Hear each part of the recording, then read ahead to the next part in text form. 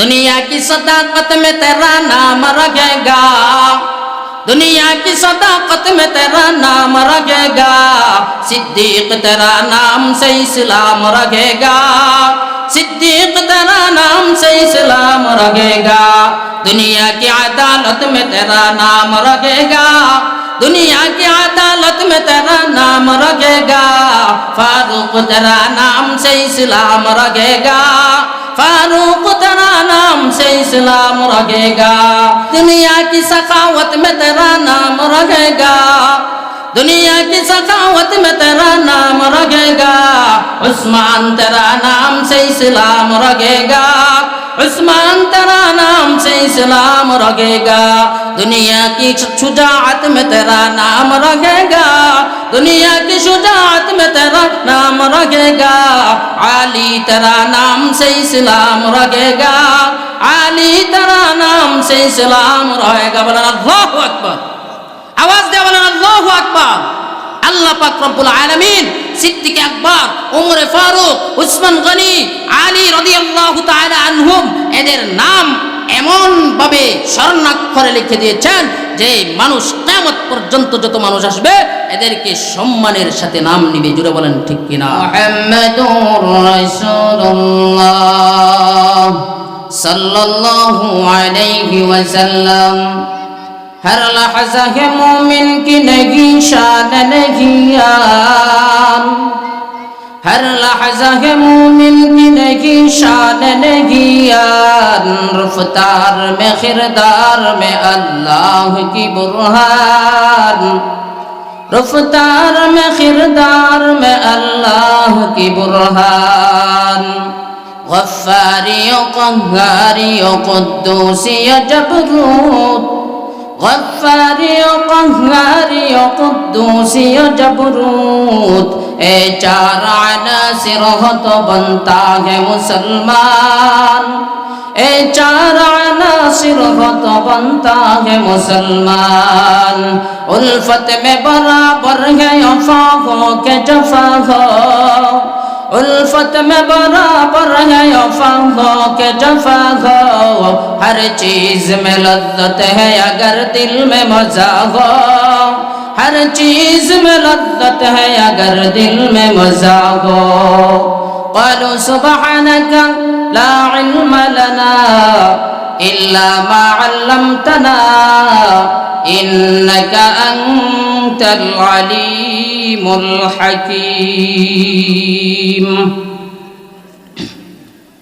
তালাবা মরহুম মুখলিসুর রহমান হাফিজিয়া ও এতিমখানা মাদ্রাসার উদ্যোগে আয়োজিত ইসলামী ওয়াজ মাহফিলের অত্যন্ত শ্রদ্ধাভাজন সভাপতি, প্রধান অতিথি, প্রধান বক্তা দিগার হযরত উলামায়ে কেরাম, মুরব্বিয়ানে আযম, মঞ্চের সামনে উপবিষ্ট আমার পিতৃতুল্য মুরব্বী বাবা, কলিজার টুকরা যুবক ভাই, স্নেহের ছোট কচি ও কাচারা, পর্দার অন্তরালে উপবিষ্ট আমার পর্দানিশীন আবেদা সালেহা নেককারিনী মা ও বোনেরা, আমরা সর্বপ্রথম সেই মহান রব্বুল আলামিনের দরবারে লক্ষ কোটি শুকরিয়া আদায় করি, যেই মহান রব্বুল আলামিন অত্যন্ত দয়া করে, মহাব্বত করে, ভালোবেসে এই অশান্ত পৃথিবীর অশান্ত পরিবেশ থেকে রহমতের হাত ছানি দিয়ে কোরআনের মজলিস, উলামায়ে কেরামের মজলিস তথা জান্নাতের বাগানে আসার বসার সুযোগ করে দিয়েছেন।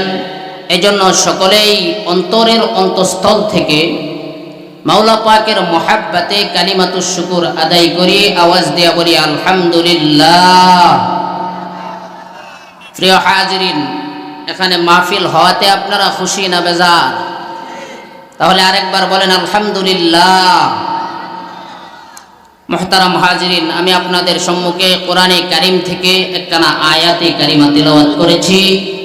আল্লাহর রাসূল সাল্লাল্লাহু আলাইহি ওয়াসাল্লামের অসংখ্য অগণিত হাদিসের ভান্ডার থেকে এক টুকরা হাদিসে কারিমা পাঠ করেছি। আল্লাহ পাক রব্বুল আলামিন যদি তৌফিক দান করেন, আয়াত এবং হাদিসকে সামনে রেখে কিছু আলোচনা করব ইনশাআল্লাহ। আল্লাহ পাক রব্বুল আলামিন আয়াতের মধ্যে বলতেছেন, ইন্না আরাদনাল আমানাতা আলাস সামাওয়াতি ওয়াল আরদি ওয়াল জিবাল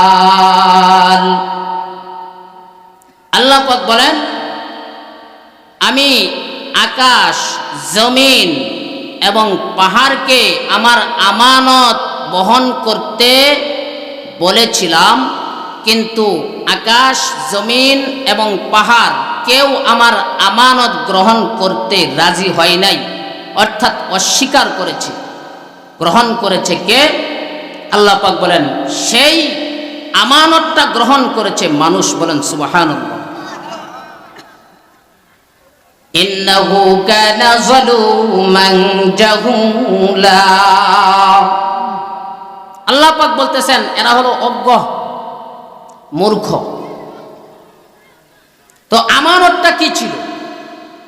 আমানত বলতে আমরা কি বুঝি? আমাদের সমাজে আমরা আমানত বলতে বুঝি একজন আরেকজনের কাছে টাকা জমা রাখছে, সময় হলে তার কাছ থেকে নিয়ে আসা, এটাই আমানত।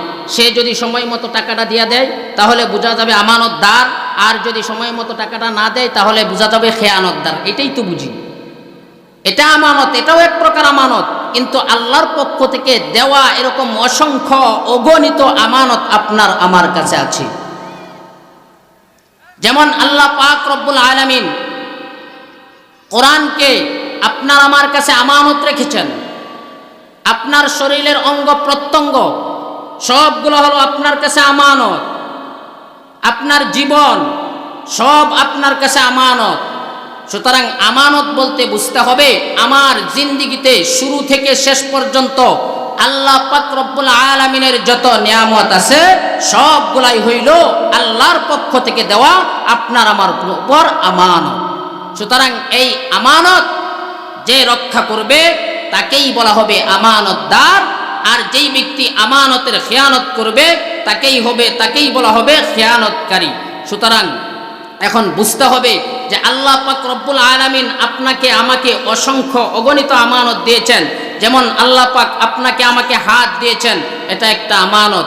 এই আমানত আল্লাহ পাক রব্বুল আলামিন যেইভাবে ব্যবহার করার কথা বলেছেন, কোরআন হাদিসে যেইভাবে ব্যবহারের কথা আসছে সেইভাবেই যদি কোনো ব্যক্তি ব্যবহার করে তাহলেই তাকে বলা হবে আমানতদার।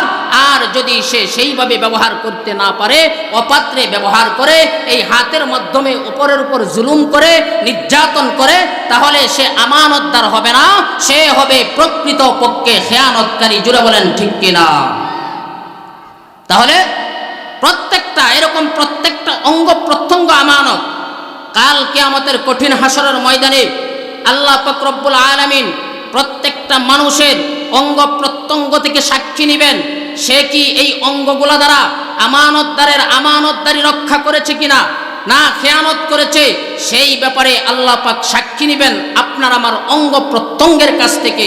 আল্লাহ পাক বলেন اليوم نختم على أفواههم وتكلمنا وأيديهم وتشهد أرجلهم بما كانوا يكسبون।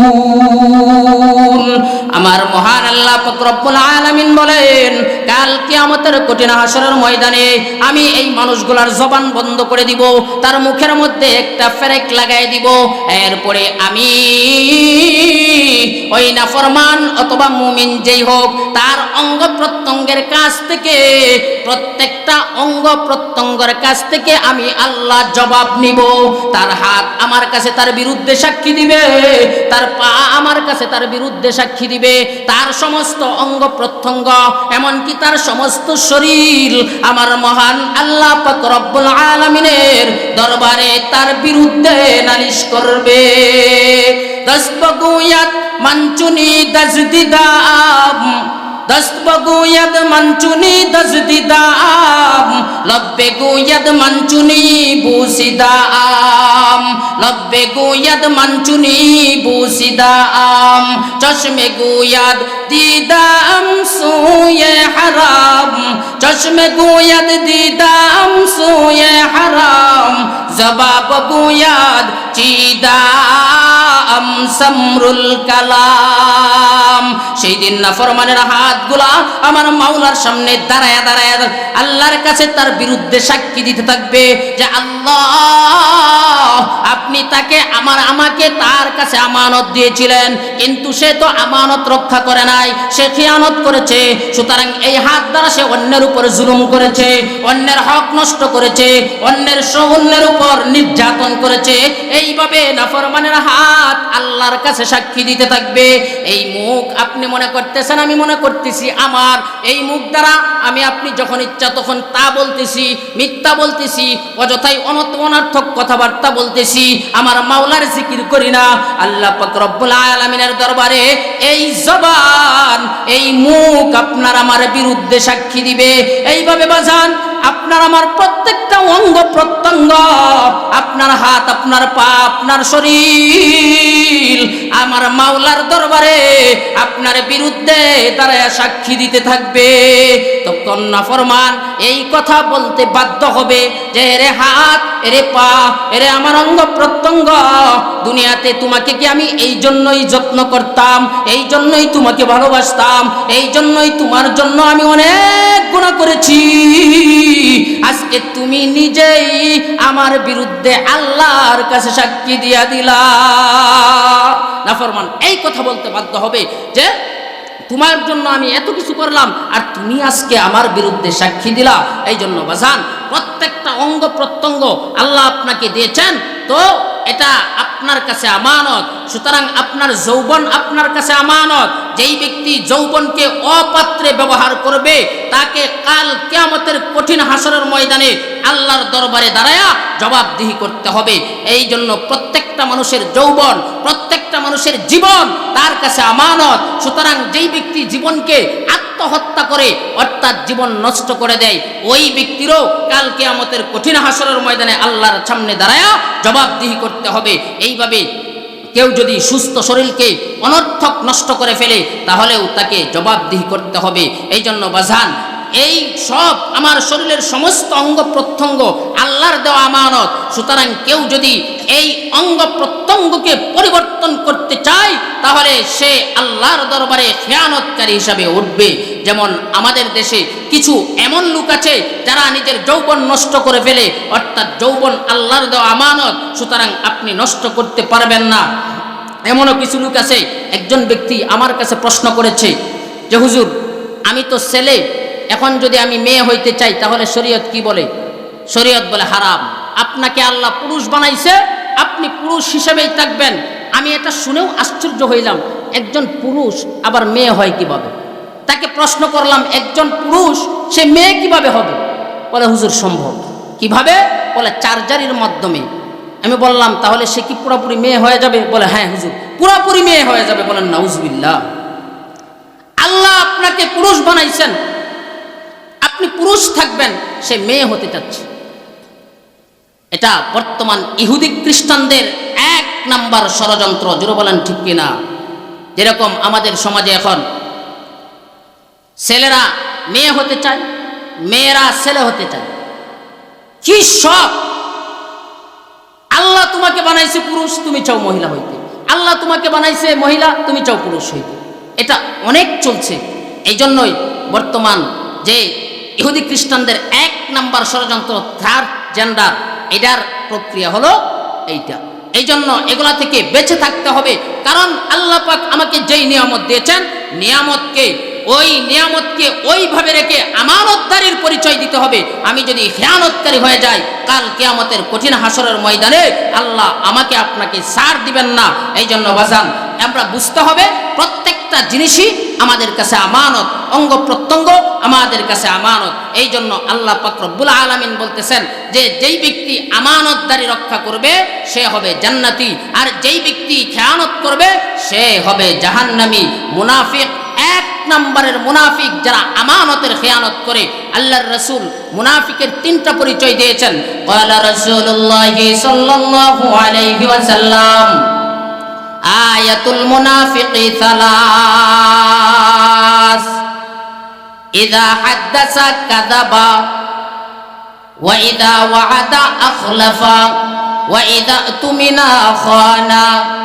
আল্লাহর নবী বিশ্ব নবী বলেন মুনাফিকের আলামত হলো তিনটি। নাম্বার 1, ইদা হাদ্দাসা কাযাবা, যখন কথা বলে তখনই মিথ্যা বলে। এরকম মানুষ আমাদের সমাজে আছে না নাই? কথা বললেই মিথ্যার আশ্রয় নেয়। তাহলে বুঝতে হবে সে হলো 1 নম্বরের মুনাফিক। কথা বললে কথাই কথাই মিথ্যা যারা বলে এরা পরিপূর্ণ মুমিন হইতে পারে না, এরা হলো প্রকৃতপক্ষে মুনাফিক।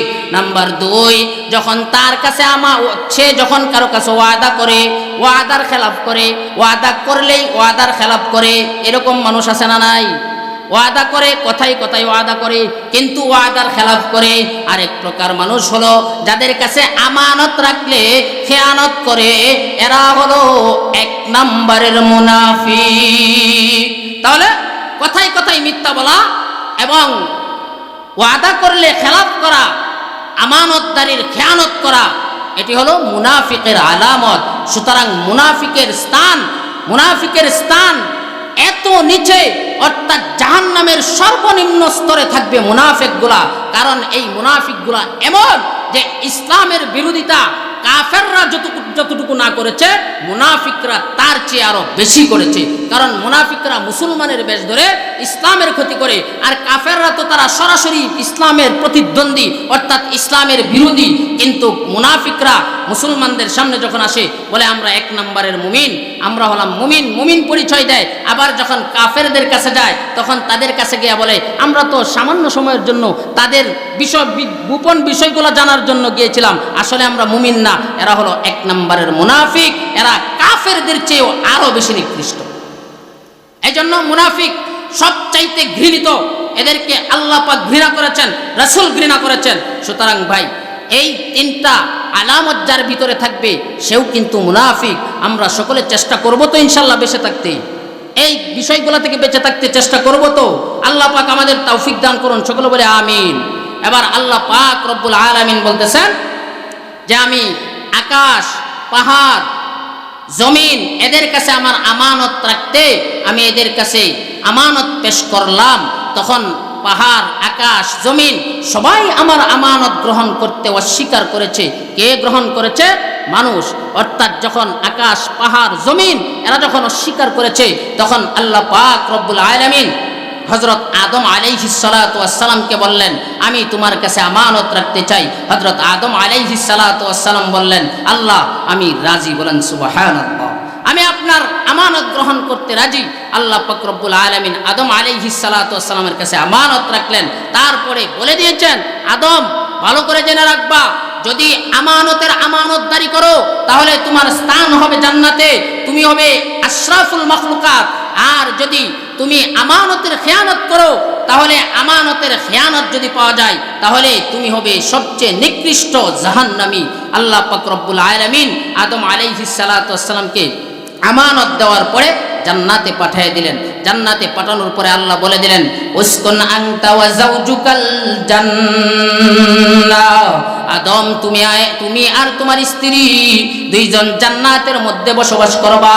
জান্নাতের মধ্যে তোমাদের বসবাসস্থল, তোমরা জান্নাতে বসবাস করবা, যেখানে ইচ্ছা যাইবা, যেইটা ইচ্ছা খাইবা। কিন্তু আদম জেনে রাখবা ওয়ালা তাকরাবা হাযিহিশ শাজারাতা ফাতাকুনা মিনাজ জালিমিন। আল্লাহু আকবার।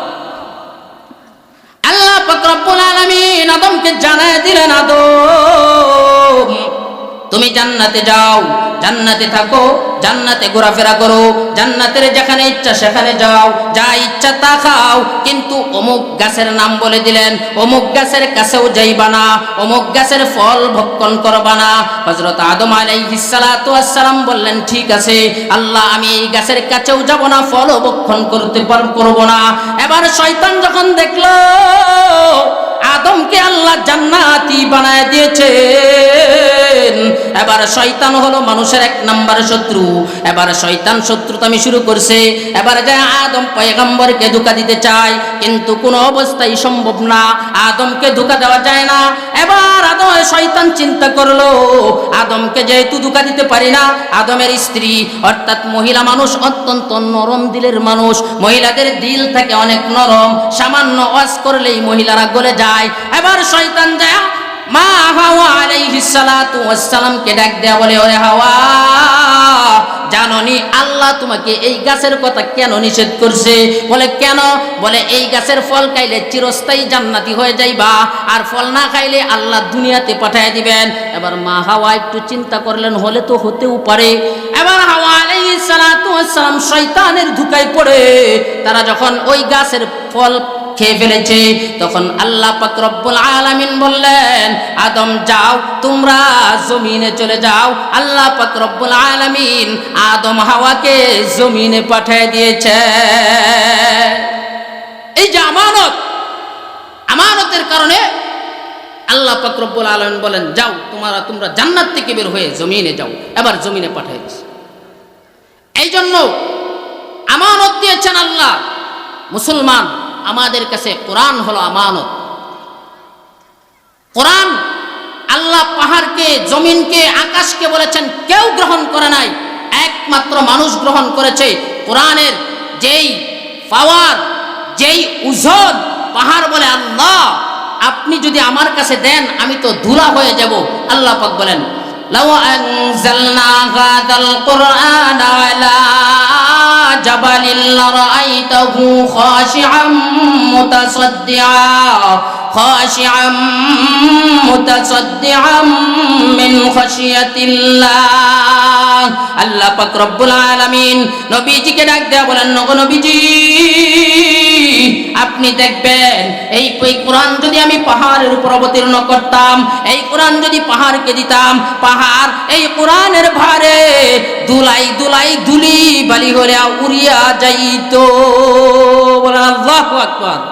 এই কোরআনের বার পাহাড় সংরক্ষণ করতে পারতো না, জমিন সংরক্ষণ করতে পারতো না, আকাশ সংরক্ষণ করতে পারতো না। এই জন্য আল্লাহ পাক রব্বুল আলামিন এই কোরআনকে মানুষের উপর নাজিল করেছেন। নাজিল করে আল্লাহ পাক রব্বুল আলামিন বলে দিয়েছেন, ইন্না নাহনু নাযালনা যিকরা ওয়া ইন্না লাহু লাহাফিজুন। আল্লাহ পাক রব্বুল আলামিন বলেন, আমি কোরআন মানুষের উপর নাজিল করলাম, মানুষকে আমি কোরআন দিয়েছি, কিন্তু এই কোরআনের রক্ষণাবেক্ষণের দায়িত্ব আমি আল্লাহ নিজেই গ্রহণ করেছি। বলেন সুবহানাল্লাহ। আল্লাহ পাক বলেন, কোরআন মানুষকে দিয়েছি ঠিক, কিন্তু এর রক্ষণাবেক্ষণের দায়িত্ব আমি আল্লাহ গ্রহণ করেছি। সুতরাং এই পৃথিবীতে কোরআন আছে, মানুষ কোরআন পড়বে, কোরআনের জ্ঞান অর্জন করবে, রক্ষণাবেক্ষণের দায়িত্ব কে নিয়েছেন? আওয়াজ দেয়া বলে। কোরআনকে আল্লাহ হেফাজত করবেন। কোরআনের সঙ্গে যাদের সম্পর্ক থাকবে, কোরআনকে যারা হেফাজত করবে, কোরআনকে যারা মহাব্বত করবে, ভালোবাসবে, আল্লাহ পাক বলেন আমি তাদেরকেও হেফাজত করব। বলেন সুবহানাল্লাহ। তাহলে কোরআনের সঙ্গে যাদের মহাব্বত, ইশক, ভালোবাসা থাকবে, আল্লাহ পাক তাদেরকেও হেফাজত করবেন। আর যারাই কোরআনের সঙ্গে সম্পর্ক রাখবে, এদের দাম আল্লাহ এই পৃথিবীতে পরকাল জিন্দেগিতে বাড়ায় দিবেন। বলেন সুবহানাল্লাহ। দেখবেন যারা কোরআনের সঙ্গে ভালোবাসা রাখে, দেখেন উলামায়ে কেরাম, হাফেজে কোরআন যারা আছে, এদের সম্মান কে বাড়াইছেন? দুনিয়ার মানুষ যদিও সম্মান না দেয়, আল্লাহ পাক বলেন আমি তাদেরকে সম্মান দিয়েছি, আমি তাদেরকে সম্মান দিয়েছি। এরা দুনিয়াতেও সম্মানী, পরকালেও সম্মানী। ও জমানা মে মুআজ্জাজ থে হামিলে কুরআন হোনে সে, ও জমানা মে মুআজ্জাজ থে হামিলে কুরআন হোনে সে, और तुम जलील खार हो तारिके कुरान होने से, और तुम जलील खार हो तारिके कुरान होने से। अरे আমার মুসলমান ভাই, যারা এই কোরআনের সঙ্গে সম্পর্ক রাখে, কোরআনকে যারা রক্ষণাবেক্ষণ করে, কোরআনকে যারা ভালোবাসে তারাই এই পৃথিবীতে সম্মানী, আর যারা কোরআনের বিরোধিতা করে আল্লাহ পাক রব্বুল আলামিন এদেরকে লাঞ্ছিত করে। যারাই কোরআনের বিরোধী, যারাই ইসলামের বিরোধী, তাদেরকেই আল্লাহ পাক লাঞ্ছিত করেছেন এবং ভবিষ্যতেও যারা করবে তাদেরকে লাঞ্ছিত করবেন। কারণ এটা তো নতুন কিছু না, কোরআনের বিরোধী অনেক থাকবে, অনেক ছিল। রাসূলের জামানায় কোরআন বিরোধী ছিল, যারা রাসূলের জামানায় কোরআনের বিরোধিতা করত আল্লাহ পাক রব্বুল আলামিন বলেন এরা ইসলামের বিরোধিতা করে, আর এরা চায় ইসলামকে এই পৃথিবী থেকে ধূলিসাৎ করে দেওয়ার জন্য, ইসলামকে এই পৃথিবী থেকে উড়িয়ে দেওয়ার জন্য। আল্লাহ পাক বলেন ইউরিদুনা লিইউতফিউ নূরাল্লাহি বিআফওয়াহিহিম আল্লাহু মুতিম্মু নূরিহি ওয়ালাউ কারিহাল কাফিরুন। আল্লাহ পাক রব্বুল আলামিন বলেন এরা চায় ইসলামকে পৃথিবী থেকে উড়ায় দেওয়ার জন্য, এরা মুখের ফুৎকারের মাধ্যমে ইসলাম উড়িয়ে দিতে চায়। আল্লাহ পাক বলেন যেই বাতি আমি মাওলা নিজে জ্বালাইছি, এই পৃথিবীতে এমন কোন লোক জন্ম হয় নাই যে এই বাতিকে নিভায় দেওয়ার জন্য। এই নূর আমি আল্লাহ দিয়েছি, এই নূর আমি আল্লাহ জ্বালাইছি। এই পৃথিবীতে কোনো নাস্তিক, বেঈমান, কাফের, মুশরিক কেউ এই কোরআনের নূর, ইসলামের নূরকে উঠাইতে পারবে না। যারা বলেন ঠিক কিনা? কেউ পারবে না, কারো ক্ষমতা নাই। দেখেন যারা এই যুগে যুগে ইসলামের বিরোধিতা করছে আল্লাহ পাক এদেরকে সঠিকভাবে এদেরকে লাঞ্ছিত করেছেন। কিছুদিন আগে রাষ্ট্র ধর্ম বাংলাদেশের ইসলাম থাকবে না এরকম দাবি উঠে নাই, এরকম দাবি উঠছে ইসলাম রাষ্ট্র ধর্ম বাংলাদেশ থেকে উঠিয়ে দিবে। আল্লাহ পাক বলেন তোরা ইসলামকে রাষ্ট্র ধর্ম উঠিয়ে দিবে, এই বাংলাদেশের জমিনে তোদের নাম নেওয়ার মতো মানুষ থাকবে না। জোরে বলেন ঠিক কিনা? যেরকম আমাদের টাকলা মুরাদ, দেখেন এরকম লাঞ্ছিত আল্লাহ করেছেন কোরআন এবং ইসলামের বিরোধিতা করার কারণে। দেখেন টাকলা মুরাদের নাম বাংলাদেশে এমন মানুষ নেয় না। জোরে বলেন ঠিক কিনা? বাংলাদেশের মানুষ উচ্চারণ করে না, কারণ কি? সে ইসলামের বিরোধী, ইসলামের পিছনে লাগছে। সুতরাং কিয়ামত পর্যন্ত যারাই ইসলামের বিরোধিতা করবে আল্লাহ পাক তাদেরকেই লাঞ্ছিত করবেন, বঞ্চিত করবেন, কারণ এদের নাম নেওয়ার মতো কেউ থাকবে না। আবু জাহেল, আবু লাহাব, শাইবা, উতবা এরা আমার নবীজির দুশমন ছিল, কোরআনের দুশমন ছিল, হাদিসের দুশমন ছিল, ইসলামের দুশমন ছিল। কিন্তু আল্লাহ পাক এদেরকে এমন অপমান করেছেন, এমন লাঞ্ছিত করেছেন যে যুবক দুইটা ছোট বাচ্চার মাধ্যমে এদেরকে হত্যা করেছেন। যে আবু জাহেলকে দুইটা ছোট 8 বছর 12 বছরের দুইটা ছোট বাচ্চা হত্যা করেছে। এত বড় একজন নেতাকে আল্লাহ পাক বলেন তোদেরকে আমি লাঞ্ছিত করেছি, যার কারণে ইতিহাসের মধ্যে স্বর্ণাক্ষরে লেখা থাকবে তোদের মৃত্যুটা ছিল ওই রকম যে তোরা ক্ষমতাধর থাকা সত্ত্বেও তোদেরকে নাবালেগ দুইটা বাচ্চা হত্যা করেছে। যারা বলেন ঠিক কিনা? কারণ একটাই, ইসলামের বিরোধী। এই জন্য বাজান ইসলাম, কোরআন যার ভিতরেই মহাব্বত থাকবে আল্লাহ পাক বলেন আমি তাকে সম্মানী করব। সম্মানের মালিককে আওয়াজ দেওয়া বলেন, সম্মানের মালিককে, বেইজ্জতি করার মালিককে। আল্লাহ পাক বলেন তুইজ্জু মান তাশা ওয়া তুযিল্লু মান তাশা।